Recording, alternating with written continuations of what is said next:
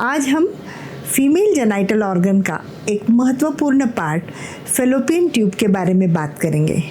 I am doctor Kavita Tamaskar, practising obstetrician and gynaecologist, Vinayak hospital, Warje, Pune. Fallopian tube ये tube के समान एक संरचना है जो कि यूट्रस से स्टार्ट होती है और फैलोपियन ट्यूब बाहर पेरिटोनियल कैविटी में ओपन रहती है। फैलोपियन ट्यूब के नीचे ही ओवरी होती है और जब हर महीने किसी महिला का 13th और 14th डे पे होता है और फॉलिकल निकल के यूट्रस में आने से पहले फैलोपियन ट्यूब को क्रॉस करता है।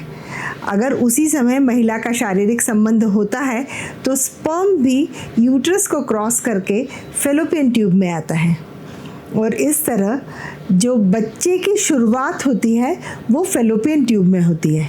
फैलोपियन ट्यूब में जब बच्चा तैयार होता है उसके 3rd डे जाकर वह यूट्रस में आकर इम्प्लांट होता है।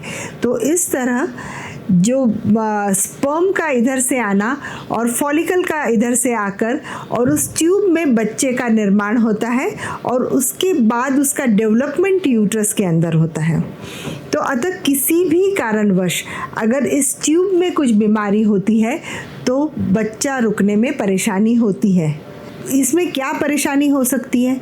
अगर इस ट्यूब में सूजन हो तो, अगर ये ट्यूब किसी कारण से ब्लॉक हो तो, ये दोनों महत्वपूर्ण, और या किसी वजह से इसमें कोई ट्यूमर हो तो बच्चा रुकने में परेशानी हो सकती है। नॉर्मली हर एक महिला में 2 फैलोपियन ट्यूब होती है, एक राइट साइड की और एक लेफ्ट साइड की।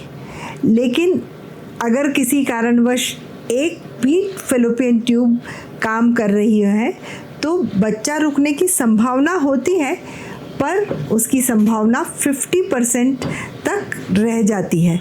इसलिए फैलोपियन ट्यूब का एक अच्छी तरह से काम करना किसी भी मदर की फर्टिलिटी के लिए अत्यंत आवश्यक है। ट्यूब अगर 6 महीने तक किसी महिला को कंटिन्यू फिज़िकल रिलेशन रखने के बाद भी अगर बच्चा नहीं रुकता है और बाकी उसका पीरियड एकदम नॉर्मल है तो फिर डॉक्टर ये सोचता है कि इसकी ट्यूब में कोई परेशानी तो नहीं है। ट्यूब ब्लॉक है या उसमें कोई परेशानी है, यह देखने के लिए हम पहले सोनोग्राफी देखते हैं। सोनोग्राफी में सिर्फ इतना ही पता चलता है कि अगर उसमें कोई किसी प्रकार की सूजन है, किसी प्रकार की गठान है तो ही हम सोनोग्राफी में फैलोपियन ट्यूब के बारे में पता कर सकते हैं।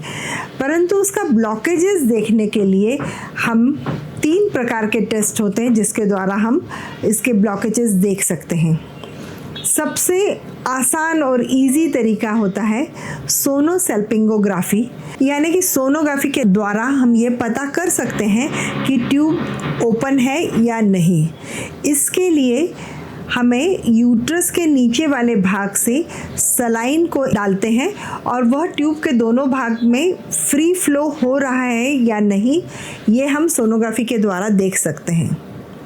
दूसरा टेस्ट जो होता है उसे HSG या हिस्टोसल्पिंगोग्राफी, ये इस टेस्ट का नाम है। इसमें हम नीचे एक डाई होता है जो रेडियो ओपेक डाई होता है, जो हम एक्सरे द्वारा हम देख सकते हैं उस डाई को, वो नीचे से डालते हैं और एक्सरे द्वारा महिला के पेट के ऊपर हम फुटेजेस लेते हैं और उससे यह पता चलता है कि दोनों साइड में ट्यूब फ्री ओपन है या नहीं और यह डाई फ्रीली दोनों तरफ जा रही है या नहीं।